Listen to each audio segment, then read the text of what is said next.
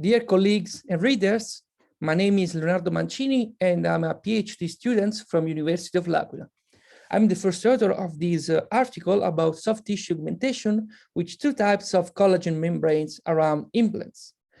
We talk about it with my friends and collaborator, Lorenzo and Americo, which is a graduate student from our university, and it's also a collaborator of our mentor, Professor Enrico Marchetti. So Lorenzo, let's start with the introduction. Thank you, Leonardo. As we know, soft tissue augmentation at the implant site is one of several techniques which is suggested in case of soft and hard tissue deficiency after implant rehabilitation. Tooth extraction, in fact, triggers a cascade of biological events which elicit an alteration of the structural integrity of the periodontal tissue. On soft tissue augmentation, according to the lecture, gold standard is connective tissue graft, and in order to preserve the harvest site, we studied two different collagen matrices, which were Fibroguide from Gazdic and O6 Volumax from Dayton Dental.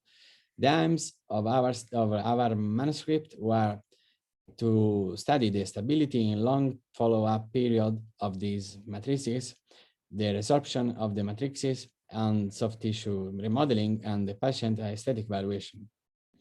Okay, Leonardo. So, well, as you can see from this figure, we enrolled four consecutive patients with a mean age of 51 years old. And as you can see, the surgical site was not so homogeneous between those two types of membranes.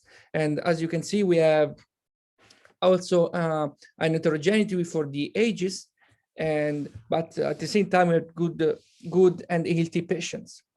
So the surgical procedure was very easy with a crystal incision and two intrasulcular incision on the mesial and distal aspect of the defect.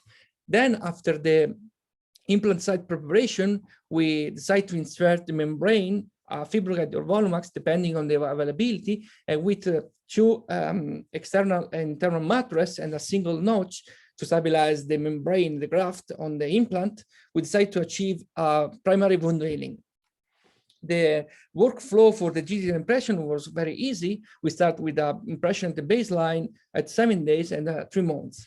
Then, with the conversion of the STL files, we decide to make a superimposition of these two STL files in order to understand the surface alteration, the volumetric changes. And as you can see, there is a visual inspection with several colors that can explain and can show us the changes in the surface area. And there is also a scale in millimeters that explain the surface alteration in millimeters. With this article, we decided also to describe the resorption pattern of each membrane.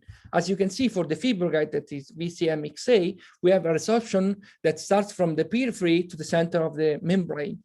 For the Volumax, on the other hand, VCMXB, we have resorption pattern that starts from the center to the periphery. This is probably possible because there is all the difference in the thickness, or probably in the production process with different in the glycation and in the cross-linking process.